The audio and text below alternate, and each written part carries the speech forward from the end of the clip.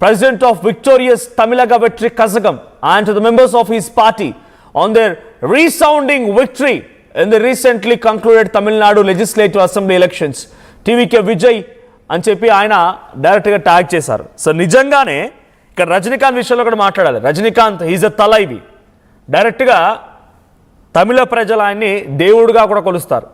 అటువంటి వ్యక్తి సైతం పార్టీ పెట్టాలని అనుకున్నారు, పార్టీ పెడుతున్నానని చెప్పి అనౌన్స్ చేశారు, త్వరలోనే పార్టీ రాబోతుందని చెప్పుకొచ్చారు. కానీ ఆఖరికి వస్తే ఈ రాజకీయ చదరంగంలో మనం సెట్ అవ్వమనుకున్నారేమో కానీ వెనకడుగు వేశారు. కమల్ హాసన్ కూడా పార్టీ పెడతానన్నారు, పార్టీ పేరు అనౌన్స్ చేశారు. ఆ తర్వాత ఏం జరిగిందో తెలియదు, సైలెంట్ అయిపోయారు, మళ్ళీ ఒక రాజ్యసభతో సరిపెట్టేసుకున్నారు. ఇలా ప్రతి ఒక్కరూ సాహసం చేద్దాం అనుకున్న వారే కానీ సాహసం చేసి సక్సెస్ అయిన వాళ్ళు ఎవరు లేరు. అది తమిళనాడులో అయినా తెలుగులో అయినా ఎక్కడైనా కూడా ఇండివిజువల్గా సక్సెస్ అయిన వారు ఎవరు లేరు. For the first time cinema industry మొత్తం కూడా ఎక్కడైనా ఎప్పుడైనా ఎప్పటికీ గుర్తుండిపోయేలా గుర్తుంచుకునే వ్యక్తి టీవీకే విజయ్. బికాజ్ మీరు అనుకోవచ్చు గతంలో ఎన్టీఆర్ కూడా ఉన్నారు కదా అని చెప్పి. ఎన్టీఆర్ కూడా తెలుగుదేశం పార్టీ అప్పుడు స్థాపించినప్పుడు అప్పుడు ఒక ఐడియాలజికల్గా తెలుగు వారి అస్తిత్వము, తెలుగు వారి కీర్తి అనే రకంగా, తెలుగు వారి ఆత్మగౌరవం అనే రకంగా అప్పుడు పార్టీ వచ్చింది. ఆయన వచ్చిన తర్వాత అఫ్కోర్స్ 1 year లోపే ఆయన ఎలక్షన్స్కి వెళ్ళారు, ఎలక్షన్ సక్సెస్ అయ్యారు, ముఖ్యమంత్రి అయ్యారు. కానీ ఆయన చేసిన హార్డ్ వర్క్తో పోలిస్తే విజయ్ చేసింది చాలా తక్కువ. ఎంత హార్డ్ వర్క్ అంటే మీరు ఆయనకు సంబంధించి అంటే యంగ్ జనరేషన్స్కి చెప్తున్నాము, యంగ్ జనరేషన్స్ మీరు స్టోరీలో విన్నా, లేదంటే కొన్ని సినిమాలు ఆయన బయోపిక్ కూడా వచ్చింది ఎన్టీఆర్ది. సో ఆ ఎన్టీఆర్ బయోపిక్ చూసి అర్థమవుతుంది. ఎక్కడెక్కడికో తిరగడం, ఎక్కడెక్కడో పాదయాత్రలు చేయడం, ఎక్కడెక్కడో బస్సులతో వెళ్ళి మీటింగ్లు పెట్టడం, ఆయన వెళ్ళిన చోటల్లో కొన్ని వందల మంది, లక్షల మంది జనం అక్కడికి గుమికూడడం, చాలా గ్రౌండ్లో హార్డ్ వర్క్ చేశారు. ఆయన ఒక అస్తిత్వాన్ని పట్టుకుని ముందుకెళ్లారు. కానీ విజయ్ చాలా షార్ట్ టైంలో పార్టీ పెట్టినటువంటి ఈ జనరేషన్లో ఇంత సోషల్ మీడియా ఇంపాక్ట్, ఆయనపై వచ్చిన ఇంత వ్యతిరేకతలో, అప్పుడు ఇంత వ్యతిరేకత, ఇంత సోషల్ మీడియా ఇంపాక్ట్, ఇంతలా ట్రోల్ చేయడాలు, ఇంతలా ఒక మనిషిని అసాసినేట్ చేయడాలు, క్యారెక్టర్ అసాసినేషన్కి పాల్పడాలు లేవు గతంలో. ఇప్పుడు విజయ్ ఎదుర్కొన్న దాంట్లో చాలా దారుణమైనటువంటి అసాసినేషన్ ఎదుర్కొన్నారు. ఆయన క్యారెక్టర్ అసాసినేషన్ చేశారు, ఆయన పర్సనల్ లైఫ్లోకి ఎంట్రీ ఇచ్చారు, ఆయన సినిమాలని అడ్డుకున్నారు. అంతా ఇంత కాదు, కానీ ఆయన ఏ రోజు కూడా రోడ్డుకి ఎక్కి ధర్నా చేయలేదు, ఒక సోషల్ కాజ్ మూవ్మెంట్ కోసం రోడ్డుపై కూర్చుని ఆమె నిరాహార దీక్ష చేయలేదు, కార్ల మీద కూర్చోలేదు, నేను ఒక మతమనో ఓ కులమనో ఎక్కడా చెప్పుకోలేదు, చెట్ల కింద కూర్చొని భోజనాలు చేస్తూ ఆయన పిఆర్ స్టంట్స్ చేయలేదు. జెన్యూన్గా వాట్ హీ ఈజ్, ఆయన ఎలా ఉండాలనుకున్నారు అలాగే ఉన్నారు. పబ్లిక్ ఆయన విశ్వసించారు, ఆయన వైపు నిలబడాలనుకున్నారు, ఓటేసారి గెలిపించారు, ముఖ్యమంత్రిని కూడా చేయబోతున్నారు. సో ఇప్పుడు వరుసగా ట్వీట్ చూపిస్తాను మీకు. నేను రజనీకాంత్ ట్వీట్ చూసాం. Next one more tweet. Right ఒకసారి చిరంజీవి ట్వీట్ చూస్తున్నాం మనం. Yes, Chiranjeevi tweet, dear actor Vijay, hearty congratulations on this outstanding and well deserved victory in your first election.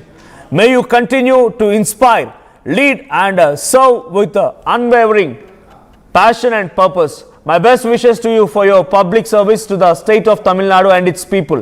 So గతంలో చిరంజీవి కూడా ప్రజారాజ్యం అనే పార్టీ పెట్టుకొచ్చారు. చాలామంది ప్రజారాజ్యం పార్టీ పెట్టినటువంటి తొలినాళ్ళలో తిరుపతిలో జరిగిన ఒకే ఒక్క సభను చూసిన తర్వాత చిరంజీవి తెలుగు రాష్ట్రాలకి, అప్పుడు ఉమ్మడి ఆంధ్రప్రదేశ్కి ఇక ముఖ్యమంత్రి అన్న చందంగా మారిపోయింది. లిటరల్లీ ఎవరు కూడా ఆయన ఆయన ఈ రకంగా ఒక ఫెయిల్ అవుతారు, పొలిటికల్గా మళ్ళీ బ్యాక్ స్టెప్ వేస్తారని ఎవరు అనుకోలేదు.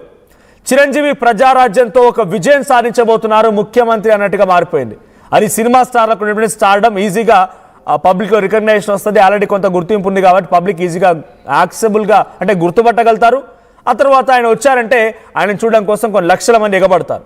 కానీ ఆయనకు చివరాఖరిన ఆయనకి ఓట్ల రూపంలో మరలేదని, ఆ తర్వాత అతి తక్కువ కాలంలోనే పార్టీని విలీనం చేయడం, తర్వాత కేంద్ర మంత్రి సరిపెట్టుకోవడం, కేంద్ర మంత్రి పదవి అయిపోగానే ఇక పాలిటిక్స్కి గుడ్ బై చెప్పి మళ్ళీ సినిమాల్లోకి వెళ్ళిపోవడం. ఆ తర్వాత ఇంకో ట్వీట్ చూపిస్తున్నాను. ఇక్కడ తెలుగులో ప్రజారాజ్యం సక్సెస్ అవ్వలేదు, కానీ మరొక ట్వీట్ బాలకృష్ణ, నందమూరి బాలకృష్ణ చేసిన ట్వీట్ చూస్తున్నాం. నటుడు తలుచుకుంటే చరిత్రను తిరగరాయగలడని తమిళనాట ఎంజీఆర్ గారు, తెలుగునాట మా నాన్నగారు, తెలుగు జాతి అన్నగారు నందమూరి తారక రామారావు గారు నిరూపించారు. మళ్ళీ ఆ ప్రభంజనాన్ని స్ఫురణకు తెచ్చినటువంటి సోదరుడు విజయ్ని అభినందిస్తున్నాను. తమిళ ప్రజలు తనపై పెట్టుకున్నటువంటి ఆశలు నెరవేర్చడమే ఆశయంగా తన ప్రస్థానం సాగాలని అభిలాషిస్తున్నాను. అదేవిధంగా పశ్చిమ బెంగాల్, అస్సోం, పుదుచ్చేరిలో విజయం సాధించినటువంటి బీజేపీ, ఎన్డీఏ కూటమి పార్టీలకు కూడా శుభాకాంక్షలు అన్నారు ఆయన. మోదీజీ, అమిత్ షా జీలకు సారథ్యంలోనే నూతన భారత నిర్మాణం సాధ్యమని నమ్ముతూ వారికి నా విజయాభినందనలు అని చెప్పి ఆయన ట్వీట్ చేశారు. ఫస్ట్ లైన్ చూడండి, ఆ రోజు ఎంజీఆర్, ఆ తర్వాత తెలుగునాట మా నాన్నగారు, తమిళనాట ఎంజీఆర్, తెలుగునాట మా నాన్నగారు, ఇద్దరి తర్వాత ఆ సరసన చేరింది విజయ్. ఇది ఏకంగా ఆయన వారసులో ఒప్పుకుంటున్నాడు, ఎన్టీఆర్ వారసులో ఒప్పుకుంటున్నారు. ఎవరు ఒప్పుకున్నా ఒప్పుకోకపోయినా, విజయ్ని యాక్సెప్ట్ చేసినా యాక్సెప్ట్ చేయకపోయినా ఆయన వారసుడే స్వయంగా యాక్సెప్ట్ చేశాడు. ఆ రోజు తమిళనాట ఎంజీఆర్, తెలుగునాట ఎన్టీఆర్ తరువాత ఆ సరసన విజయ్ కూడా చేరారు, నిన్ను కూడా యాక్సెప్ట్ చేశారు పబ్లిక్. కంగ్రాచ్యులేషన్స్ తమ్ముడు అన్నట్టుగా ఆయన ట్వీట్ కనిపించింది. సో నిజంగానే అంతటి ఎంజీఆర్ అండ్ ఎన్టీఆర్ లాంటి మహనీయుల సరసన సువర్ణ అక్షరాలతో విజయ్ పేరు లిఖించబడింది. ఇది అందరినీ ఆశ్చర్యపరిచింది. నాకైతే లిటరల్లీ ఇది డెఫినెట్గా ఒక 8th వండర్లా అనిపిస్తోంది. విజయ్ అంత అద్భుతమైనటువంటి రిజల్ట్ సాధించడం అందరి ఒక అంచనాలను తలకిందులు చేసి ఆయన ఈ స్థాయిలో